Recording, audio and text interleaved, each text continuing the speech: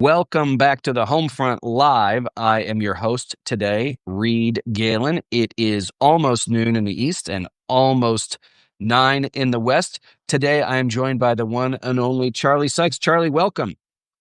Hey, happy Monday. As happy as it can be these days. So, Charlie, the reason I asked you to be on today was the concept of what comes next. Now, I know that it may seem like, well, we are living a fever dream, and the idea that the Trumpocene era may one day end 3.5 years from now, at least the direct Trumpocene era, seems almost too far away. But now you see things like Elon Musk and Mark Cuban talking about third parties. And so my question for you today is, where do the never Trump folks going back to 2015 and 2016 go when this time finally ends? Okay, so first of all, thanks for inviting me. I'm probably the worst person you could have invited to ask that particular question. I have kind of a dark view. I put out my newsletter a few minutes ago, and honestly, reflecting on the fact that back in 2015, there were a lot of never Trumpers in the House and in the United States Senate. You could actually identify that as part of the Republican Party.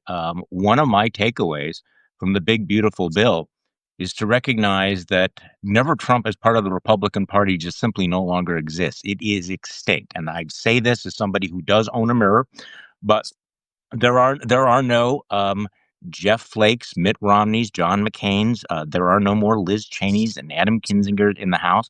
So we're looking at an elected Republican Party that right now that has been thoroughly Trumpified. I think people know that, but also that there's not really a single representative you could identify as a never Trumper. So I think that that's the reality check, to recognize that to the extent that there is a never Trump movement, it does not exist among elected Republicans. So, I mean, that's part of we have to start there. But those people haven't all disappeared. I mean, you and I have not completely disappeared.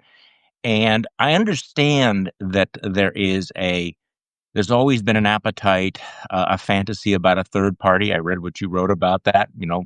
People who have played around with that. And as much as I would like to say that there has to be a way for a third way to break out of this duopoly, the reality is that it's been tried before and it hasn't worked. So I think that the never Trumpers are going to splinter into a variety of groups, including those who will just simply continue to be political orphans. I hope people do not check out. Many of them will simply hope that the Democratic Party will be able to make a big enough tent and start winning elections. But I think it's a big question, and I don't have a definitive answer for you. Well, so let me go back to a couple of things. So first is, you mentioned those in office. Okay, so yes, the elected part of the party is gone vis-a-vis never Trump. But let's talk about the guys and gals like you and me who have been on the outside. Some of our friends and colleagues have, like Joe Walsh, have decided, okay, you know what? To your point, there's only two parties. I'm going to throw in with the Democrats.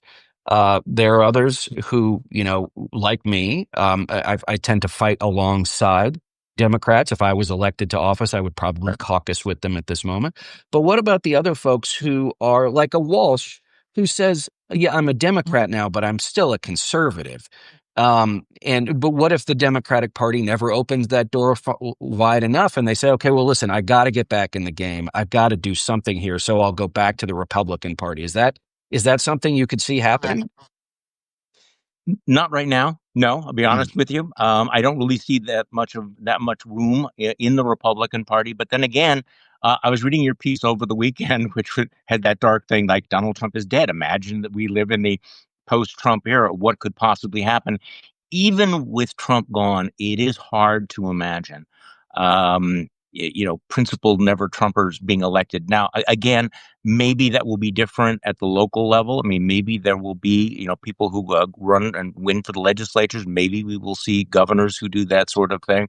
But I do think that at the moment it's problematic, and a lot depends on which direction the Democratic Party goes. Now, having said that, I just want to remind people that when the chips were down, when push came to shove, I endorsed Kamala Harris for president. I actually appeared with her. I did things with her, um, and tried to convince conservatives in the state of Wisconsin, my home state, that this was a legitimate choice. That it was so important to defeat Donald Trump that they needed to swallow their differences. I'm not sure that that was successful, but that's been my approach. That I will work with any Democrat that wants to work with us. And going forward, I hope that continues. Well, and that's what I did too. I think the one thing that I found about myself, Charlie, and I'll take the blame solely for this, is that in 2020, that was very much the idea, and we were able to practice what we preached. For Yes. me, by 2024, I think my failing was that I had just become an adjunct of the Democratic Party. I was no Yes. longer someone who could speak to those never Trump Republicans, those disaffected Republicans, or even independent conservatives, if that makes sense. And that was for me the wake up call on November 6th. Now, look, I'm not particularly conservative, right? Like as my dad said when we were growing up, we were Trotskyite Republicans. But I think that was the other part, which was just being part of the hype, trying to convince those people who were unconvinced didn't do the job. No, it didn't. It's interesting to hear you say that because, and I do think that maybe it's unfashionable in this particular area to engage in this kind of introspection because, of course, in MAGA world, nobody ever says that they're wrong in ever about Right. anything. But I think that in terms of we're talking about never Trump. I think it was important to align with whoever could keep Donald Trump out of office. But then the problem becomes, okay, does that mean that you lose your ability to actually talk to conservative voters? And this is a point that I tried to make with limited success, which is that it's unreasonable to expect that millions of voters are going to abandon their principles if they were conservative, if they have socially conservative views. They're not all going to become Democrats. They're not all going to become progressive. So how do we talk to them? How do we relate to them? How do we say to them, we share your values. We do not look down on you. We have these shared values, which is why we should reject this. I think one of the problems of Never Trump, and I'm going to this is not a sweeping this is not a universal indictment, Sure. but that I think a lot of never Trumpers got drawn into simply catering, maybe it's fan service, catering to progressives. So we really are one of you. And as a result, began to I don't know, take positions that had the effect of alienating them from actual conservative voters. And I think that was part of the problem, that there was a certain audience capture, and that there was a willingness to, hey, we never Trumpers, we will be as woke as you will be. We're going to adopt all of these various views. And one of the things that I hope that people on both sides of this divide, this center right, center left, will understand is I think one of the roles that Never Trump should play, or what used to be known as Never Trump, is to constantly be pushing people may disagree, pushing the Democrats to the center and pushing them to the center by recognizing that the majority makers are not going to be the people at the fringes, and that one of the things that we can do, and I think that we have not always done this effectively, is to say, okay, we know what your ideological id is, but we come from these folks who will actually determine who controls Congress and the Electoral College. And if you say X, Y, and Z, you will alienate them. If you want to communicate with them, if you want to persuade them, here are some things that I think that you need to keep in mind. So, and I know that there's a huge contingent among progressive Democrats who say, do not trust the Never Trumpers because they are conservatives. Well, yes, but that also means that if you're going to have a broad enough tent to win these elections, you ought to listen to us. When Never Trumpers become indistinguishable from progressives, then they lose, I think, their ability to play the role that I'm describing, if I'm being clear. No, and again, I think that's exactly what happened to me, which was, and I think that happens. Look, you either leave home or you get tossed out of your house, and someone says, "Well, yeah, come on over here," and everybody, I mean, I don't know, Charlie. I Every time understand. we do an event.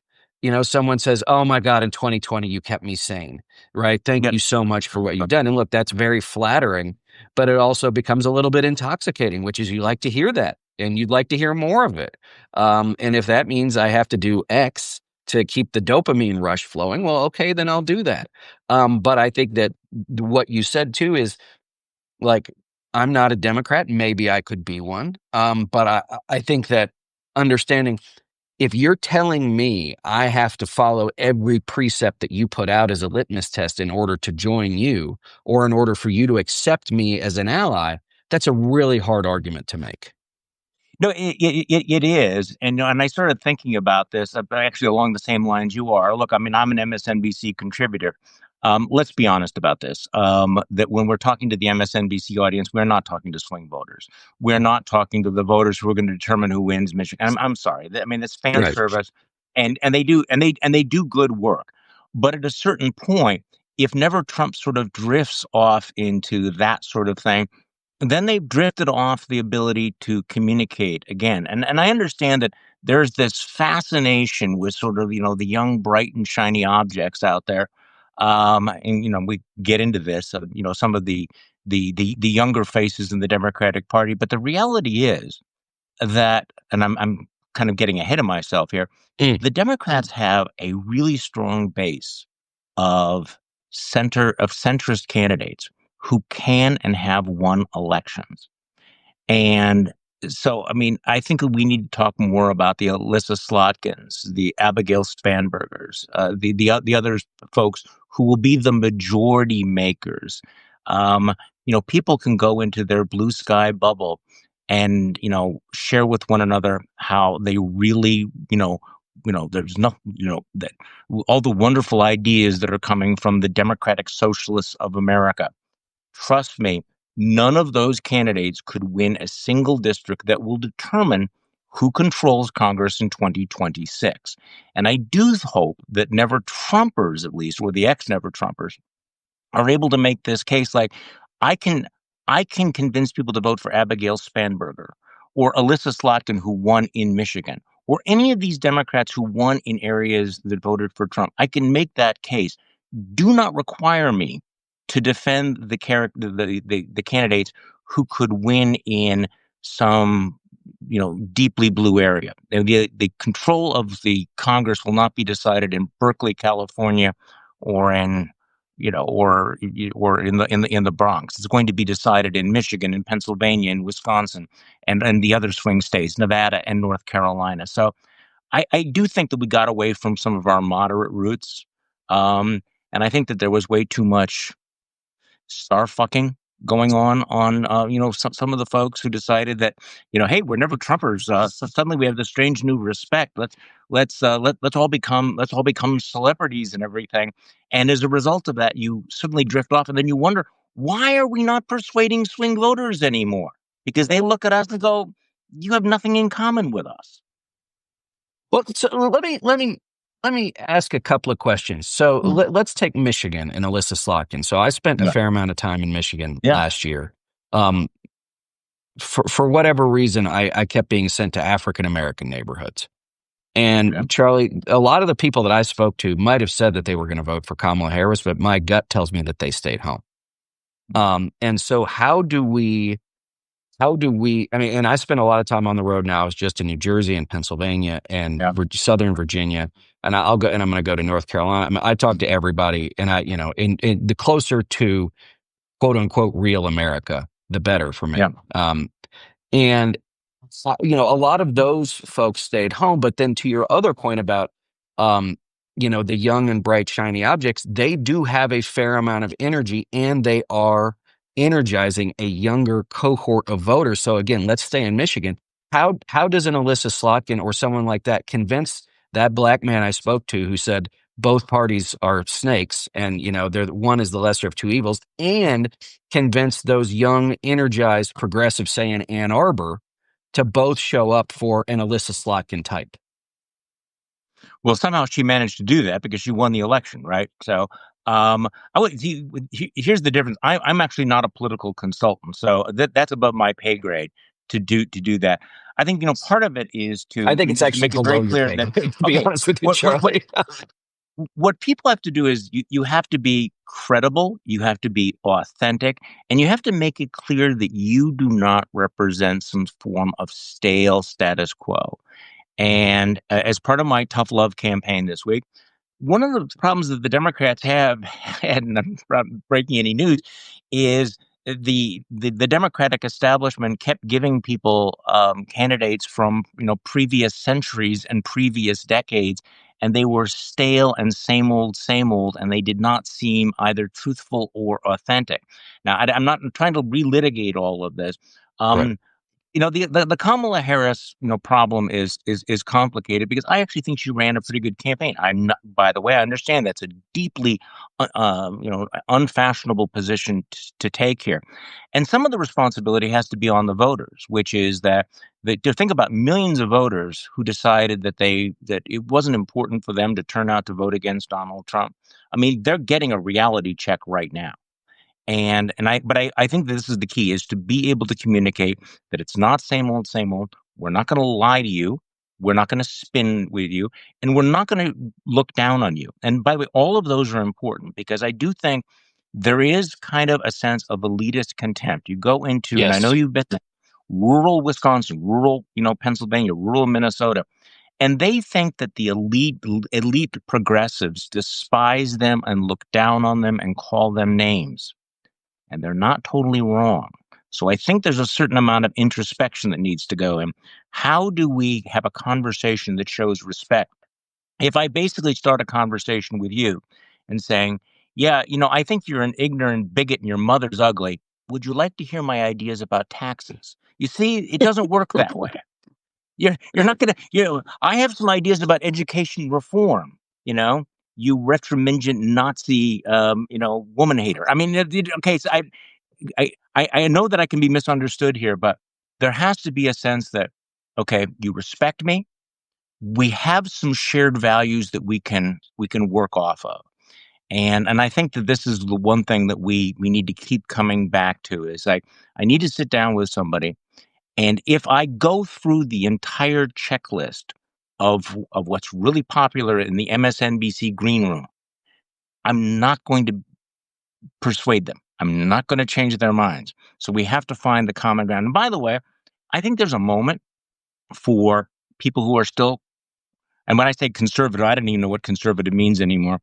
But this is kind of a good moment to talk about the shared values that we have in the Declaration of Independence and the Constitution, how we believe in sort of a fundamental decency and treating people well, the rule of law, why, in fact, we have the system that we have, why government is limited, why we do not want kings. I mean, I actually think this debate about, that basically America since 1776 has said no to kings and no to tyrants. Now let's talk about what's happening is an interesting conversation because it's based in American values. And so among various things, I'm sorry to go on, one of the things I'm a little bit obsessed with is we need to, and you have already done this, I'm looking right over your shoulder here. Take back the fucking flag. It's Mhm. not their flag. They don't get to be the party of the American flag. They don't get to be the party of freedom and liberty. Fuck that. Those things belong to us. And so when you start to see people say, okay, first of all, you understand that we come from a point of loving America, loving American values, and being patriotic. Suddenly you establish that connection as opposed to, something very different. Well, What MAGA would like to portray you as. right, and I would say too that the elitism piece, which I think for many voters, both base Democrats and Republicans, stretches from the progressives of New York City to the establishment of Washington D.C. And I think that not to put my political consultant hat on for too long, but there are far too many people trying to figure out how to move just enough, Jenga pieces together to build something, as opposed to saying like, what does it matter? Like, what do we believe in? What is it that, as an organization, as a political party, like, what's our belief system? And I think that's the one thing I've seen up close, Charlie, is that what's surprising, as you can imagine, is when you work in Republican politics, you have a pretty good idea that your people are going to show up. Republican voters show up. Mhm. What always fascinated me and still fascinates me to this day, and maybe fascinates the wrong word, is that every 2 years, Democrats have to rebuild their coalition. Every two Yeah. years, they have to go begging to their voters to show up again. And there's a philosophical issue there. There's a strategic issue there. Frankly, there's a logistical issue there. 15 years ago, Democrats had a plus 13 registration advantage in electoral college states, key Yeah. electoral college states. They're now -2. That's just Yeah. neglect, right? That's not strategy. That's just somebody not willing or able to understand how to do the work or willing to do the work. And so there's a top to bottom issue. The other part I would say is, just to bring in some current events is if you are saying that, people in Texas got what they deserved, right, Oh, then you're doing it wrong. If and I said this too when we saw the tornadoes in Arkansas, and we put out some stuff from the union about relief efforts after Trump denied Sarah Huckabee Sanders' FEMA request. You're doing it wrong because you're not only have you lost any, well, first of all, you don't have much of a moral backbone, but you've lost any moral high ground, and now you're not better. You're just a different version of what people already don't like. yeah, and unfortunately, I have not seen a lot of that, and you're completely right about this. But this is also a moment, and again, I think there's a rethinking on the part of there ought to be a rethinking on the part of people on both ends of the political spectrum, including progressives who have believed that the government is the source of all good things, and therefore, the more powerful government is, the better we are. Well, you know what? A government that is really, massively powerful in the hands of a Donald Trump can do a lot of things to you. So this is a moment where we realize the why government should be limited. On the other hand, this what's happening in Texas is also a reminder that there are certain fundamental core responsibilities of government. Yes. Public safety, keeping the rule of law.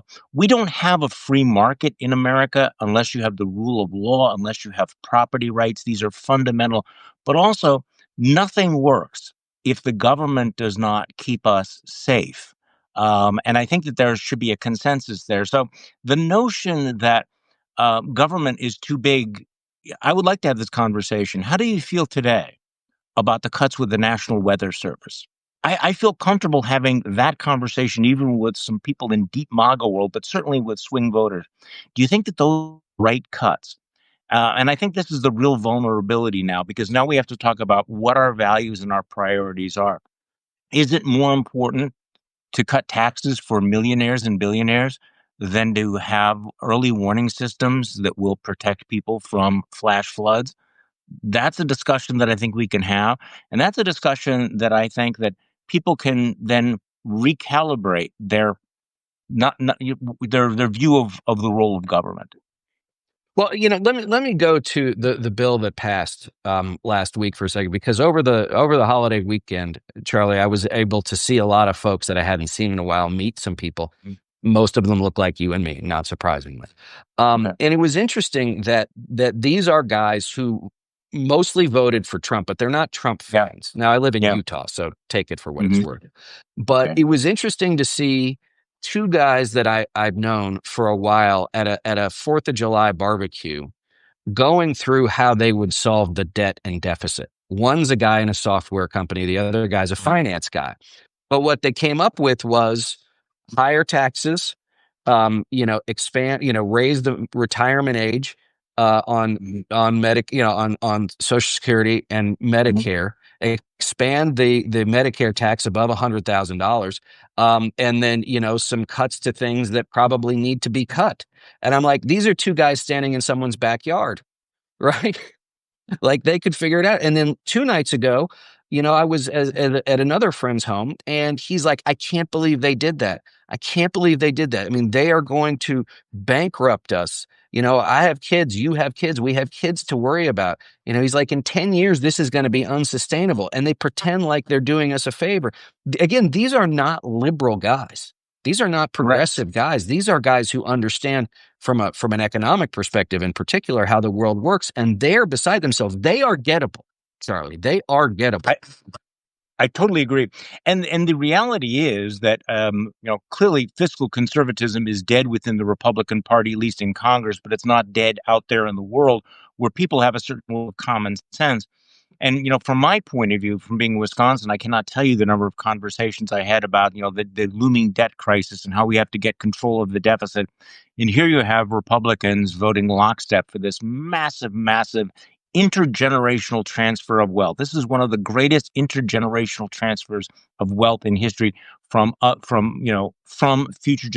kids Right. to us. So yes, they are. Now, look, can I? And by the way, I totally agree, but I want to take a slightly contrarian point of view here. Sure. I hope that people, and I'm really kind of a little obsessed with warning people about falling into a bubble, because you and I have seen the consequences of a right wing bubble. There's also a liberal bubble. Mhm. I think this is a huge loser for Republicans. I think this is a disaster for Republicans. I want to make that very clear. On the other hand, do not underestimate Donald Trump's ability to sell some of the bright, shiny objects. Sure. And I think that people ought to be prepared that, okay, we all know who the losers are in this bill. We know how horrible it is. But there are winners in this bill. And Donald Trump has proven that he will lie about what's in this bill. The fact that he's had the Social Security Administration send out letters to every senior saying that somehow some great thing's going to happen, it was totally bullshit. But it's a warning. There are these bright, shiny objects, and he's going to talk about, the no taxes on tips, the no taxes on overtime. I'm helping the working class. There are things that they will do. So one of the things, and I'm kind of going back to a point you made, I think that the right has figured out that there is no election cycle, that it's permanent campaign all the time. Correct. If people are waiting for the midterm elections, if Democrats are waiting, it's a huge mistake. They need to be up right now defining this, because now the race is on. Are you going to define this as, look at all these goodies I did for America, or are you going to talk about what's actually in this for the country? And I think the Republicans are going to lose, but let's not get cocky about it, because we are having this conversation now because we've underestimated Trump and the MAGA world and their ability to spin shit into gold. And so I hope that that people understand, these things do not sell themselves, they do not define themselves, and the campaign does not begin next fall. It begins right now.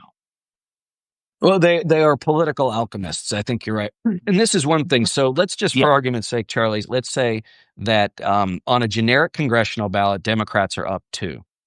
Yeah. For me, in this moment, based on what you're talking about, which is a leader who will say and do anything, a party that will say and do anything, a very smart group of people who understood how to engineer the cuts to things like Medicare and Medicaid such that they don't take place until after a midterm election. The fact that they're already saying, well, Democrats are saying, Democrats voted against a tax cut for you, right? Like, they'll do and say these things, and they'll do it and say it 24/7, which means they have the permanent campaign, and they have had it since you were on the radio, since Rush was on the radio, right? And that is one thing that the left has not been able to understand, figure out, fund, or ultimately really bring to fruition. The other part too is that it's not enough, as we saw last year, to just be anti-Trump. You also have to say, and when we take power, or when we take the House back, or when we take legislative seats back, here is our agenda for the future. Because it's not enough to just say I'm anti-Trump, because it's too many people, it just bounces off of them now. Okay, now this is in your wheelhouse, not mine, but I sense that one of the dangers here is that the Democrats are going to do the whiteboard. They're going to do the look what the deficit. This is why it's bad for the country. And what Mhm. Trump is going to do is he's going to do the retail. Look what I'm giving to you. You can go out and buy your big ass truck, and you can now deduct the cost of the interest from your big ass truck. That's tangible. If you work overtime, you will pay no taxes on it. So he will say, "This is what I'm giving to you," while the Democrats are talking about public policy. At some point, the Democrats have to say, this is why it is in your interest. This is why you are better off if you vote for us. Donald Trump has moved up. What Donald Trump is doing has nothing to do with traditional Republican conservatism. It's almost like third world banana republic. I'm going to give this to you and this to you. Right. And he's picking them up. And that's what he's going to be talking about. And the problem with the midterms is because there's sunsets on all of these goodies that he's handed out. the Republicans are going to run saying the Democrats are going to take away all these goodies. So they're going to turn this around. The Democrats are going to tax your overtime. The Democrats are going to tax your tips. The Democrats are going to tax your Social Security. I mean, you see what I'm going here. So Yeah, this, sure. this is why let's not be cocky about this. Let's not simply assume that because talking heads on MSNBC, and yes, I am looking in the mirror, are all telling each other how awful this is and everything, that somehow that's going to be a difference. If they're spending $100 million talking about Democrats are going to raise your taxes, that's a problem. Also, at the risk of pissing everybody off, the biggest gift that's been given to Donald Trump are all the Democrats gathering around the Democratic Socialist candidate for mayor in New York, who, by the way, Democratic Socialists of America are not Scandinavian style Democratic Socialists. This is not Denmark. This guy has so much baggage, and I think there's a little bit of media malpractice because once he gets elected, wait till you see the Oppo dump. Now, it's totally unfair, but he's going to nationalize that. And every Democrat that endorses him or goes, these socialist ideas aren't that bad, it's like, gimme for the Republicans. So I'm guessing that will play an outsized role in the midterm elections as well. Well, again, Go ahead and cancel me now. I get it. I get it. this is also part of a problem for a party in the wilderness, right? Yeah. Do we love Mamdani? Do we love Gavin Newsom? Do we love Alyssa Slau? We love everybody, right? Like it's like speed dating, right? They'll take anybody for 60 seconds if they make them feel good. The problem is that there's nobody there. And let me just say this to the risk of being canceled myself is like the James Carville just roll over and play dead and let the house Yeah. burn down and everybody will come Oh, and thank us for it is also just a terrible strategy. As I have said repeatedly, at some point, guys, you actually have to pretend like you want to win, right? okay. And So, right. So, I mean, so in your comment section here, somebody says, you guys are all freaked out about Mandami. I'm sorry, I apologize. Mamdani. Like, what is his baggage? Well, this is the thing is if you live in a bubble, you don't know the baggage. You don't know we will seize the means of production. The support for Anwar al-Awlaki, one of the Al-Qaeda guys. There is so much there. Trust me, the Republicans have it all. It's all out there. So at some point, take a deep breath and go, simply because Trump is attacking the guy does not mean you have a moral obligation to defend it. He actually, this is one of his tactics. It's kind of a rope-a-dope. I attack someone and I vilify him, and so everyone feels the need to defend it. Again, here's another thing, and I'm sorry to give a homework assignment. Go and actually look up the platform of the Democratic Socialists of America. And trust me, I know I got a lot of shit from this. It's like, it's not socialist, it's Democratic Socialist. Fine. Go look at their platform, and then you tell me how that's going to work. Pulling out of NATO, nationalizing the banks, all of these things that frankly are not mainstream. So don't give me shit about like, why are you guys freaked out? What is his baggage? I know nothing about his baggage. Trust me, the Republicans know the baggage, and they're going to dump it on Democrats if they're not prepared for it. well, I did see one person, and I'll say this about Mamdani, and I will say this that there were two things that did make me happy about his winning Yeah. the primary, Charlie. One is that Andrew Cuomo lost, and the Yes, second absolutely. is that the Democratic establishment went nuts. Yeah, So I do fine. appreciate that because I'm not making a political argument. I'm not making a philosophical argument on the tenets of democratic socialism.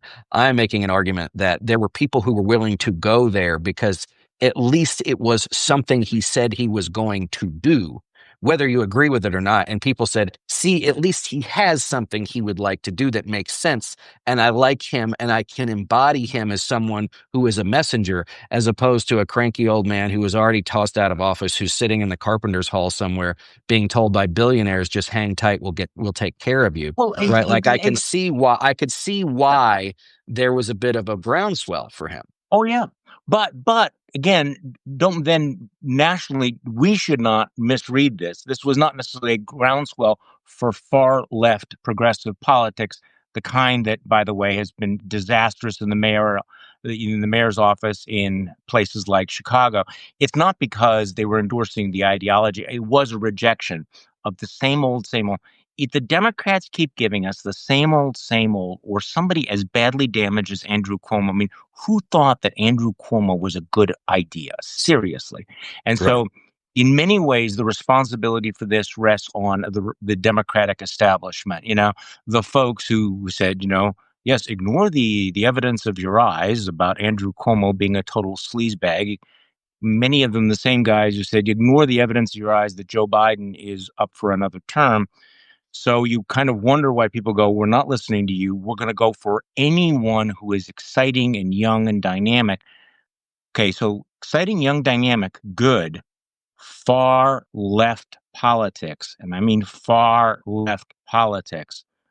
That's not what they did. And also, from the point of view of governance, you want the biggest cities in America to be governed well, and this is a problem. If you have places like Chicago that are not governed well, Los Angeles that is not governed well, or New York that is not governed well, if they are in fact, if we do have a defund the police guy back in office, that is not going to help us win elections nationally. So I guess the question is, what is the prime directive? Is the prime directive to stop Donald Trump and all of his works? Or is the prime directive to scratch your ideological id? I mean, you have to decide. I mean, do you really want to win, or do you not want to win? Well, I think for me, because maybe I'm still the last idealist out here, is that I think that there are ways to do both, but you have to do two things. One, logistically walk and chew gum. And secondly, you have to be able to hold two thoughts in your head. That a Yeah, guy like Mamdani could win in a place like New York City. He's not going to win in East Texas. And there's nothing wrong with that. There's not a thing wrong with that. A conservative Democrat used to get elected everywhere, right? The problem is, Charlie, as I see but it, is we don't have Democrats in too many places, right, that aren't even running. And that's one thing that we've talked about a lot, is that in 2024, 71% of races ran unopposed in this country from top to bottom. In 3/4 of those, it was the Democrats who didn't put somebody up, right? that's right. If it's a red district, you got to show up. Can't let somebody Well, just run roughshod. this is a great point because it is possible. I mean, who is the most popular governor in America, the Democratic governor in America right now? Andy Beshear from Right. Kentucky. There's a Democratic governor from Kentucky. And if people are listening to this going, I don't know anything about this guy, ask yourself, why do you not know about the most successful Democrat in a Republic? What does it take to win in these elections? Because you need a lot more Andy Beshears and, frankly, fewer other folks.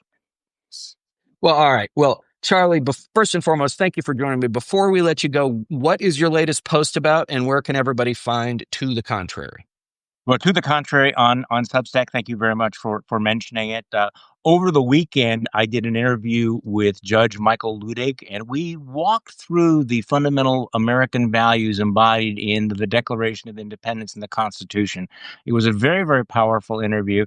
And then, of course, today I have a thing about the Donald Trump's mega spending bill and some of the fails that were involved there. Because, I mean, I do think it's going to be a disaster for Republicans, but I also think that this is the moment for a little bit of tough love.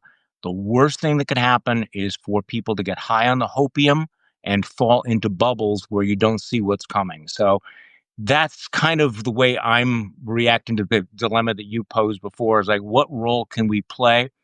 I know that people don't always want to hear it, but sometimes if you're going to not repeat the failures of the past, you need to acknowledge them and think it through what happened. I'm sorry. Well, Long answer. and not fight the wars of the past, because they're over. All right, gang. I have a piece up today about Elon's hopium of a third party. I have spent a lot of time doing this in my career, and I can promise you, it is not an easy thing, and the system is set up specifically to avoid it. Please go over to the home front and sign up there. Charlie Sykes, thanks so much for joining me. Thank you. Anytime, Reed. And everybody else, we'll see you next time.